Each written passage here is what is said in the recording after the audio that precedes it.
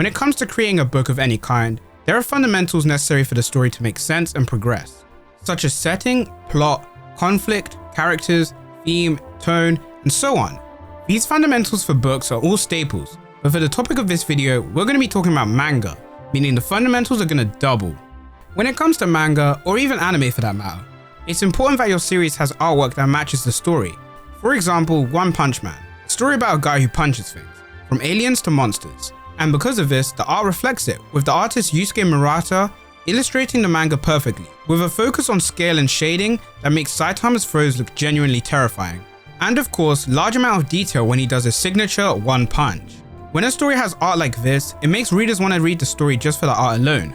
However, if your series has a bad art style, it can do the opposite, making readers not want to check out the story at all, even if it's the greatest piece of media in the whole world. For example, JoJo, which definitely doesn't have a bad art style, but it's very hit or miss. So now with the introduction out of the way of the importance of artwork in manga, let's take a look at how everyone's favorite manga, Pokémon Adventures, handles things. For the first 9 volumes, the series was illustrated by the great artist that is Mato, a female artist from the Ehime Prefecture in Japan, her most popular works being Nightingale, New Year Xmas, and of course, Pokémon Adventures. So now with the introduction of her out of the way, let's break down her art style.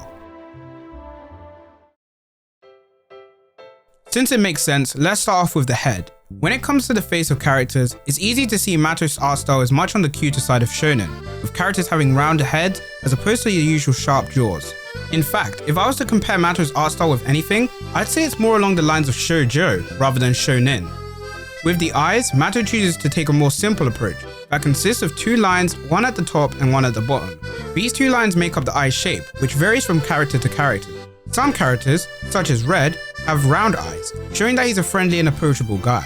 Whilst on the other hand, someone like Blue has sharper eyes, due to the fact he has a sharper personality and he's less approachable.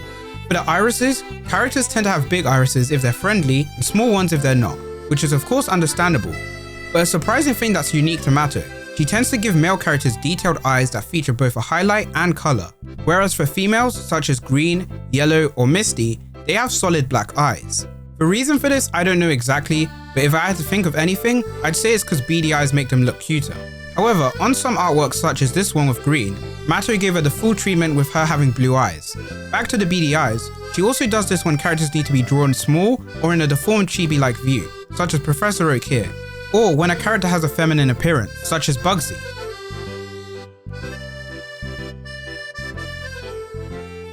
Another unique thing for female characters is that they have more defined eyelashes, being represented with a simple line. Moving down from the eyes, we have the nose, which once again follows the more cute art style. Most characters tend to have tiny noses with simple shading. However, characters like villains or older male characters tend to have more triangular noses. The noses in general lack detail as they have no nostrils, but sometimes they include a full visible bridge. Underneath the nose we have the mouths, which are simple as well, but also placed pretty low on the face. Mato's art style with the faces is very unique, and you can really see the difference for characters like Lance. For Lance's red, blue and green artwork, you can see he's probably a young adult, but for his Adventures artwork, he looks much more like a kid. Now with the faces done and out of the way, we gotta focus on the body as a whole. When it comes to anatomy, Mato chooses to stylize her characters. Once again, Mato opts for a more cuter art style, which is justified considering most of the characters are kids. Because of this, we have characters being small and stubby, with tube-like limbs and tube-like fingers that lack any detail. Just to clear up, none of this is bad at all. Rather, I think this is perfect considering who the characters are and the story being told. Although characters have these tube-like limbs, that doesn't stop them from being action-oriented, with characters being able to move dynamically and pose effectively. Another part of the body is the clothes that the characters wear. The way Mato draws clothes are very simple but detailed enough that you can see the creases, such as for Red's trousers. As it's the world of Pokemon, most characters wear boots and trainers, and once again, Mato chooses the simple route, with the detail being bare minimum. When it comes to shading in this series, it ranges from none at all to extreme hatching shading.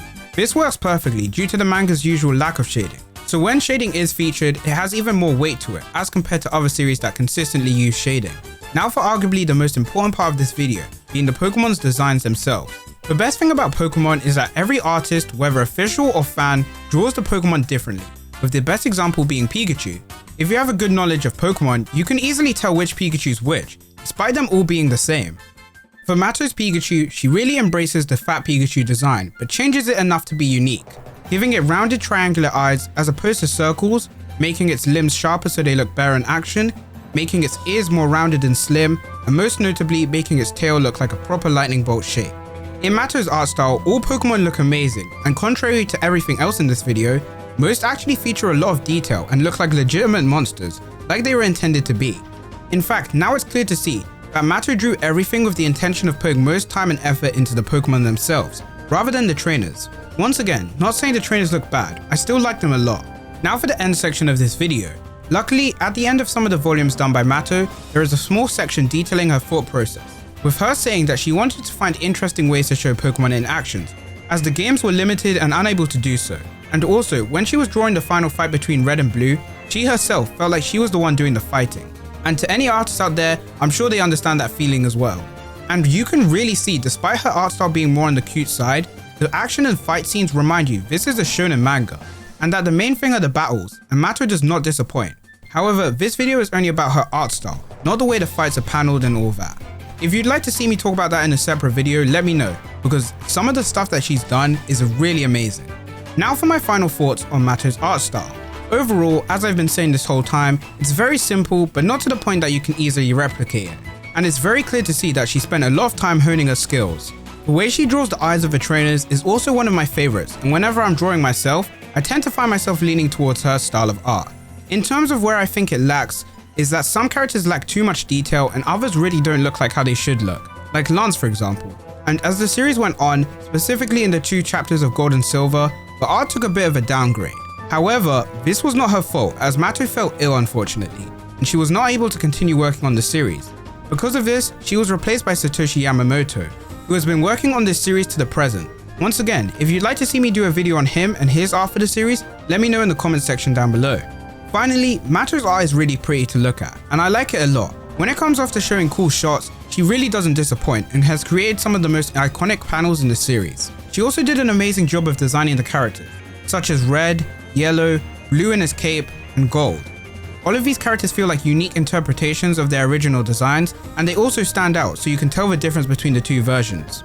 Lastly, Mato did an amazing job of aging up the characters, and you can clearly see Red get taller naturally and not to the point where it's distracting. If you enjoyed this video, make sure to leave a like and also leave a comment down in the comment section down below. And of course, don't forget to subscribe. Now with all that said and done, take care.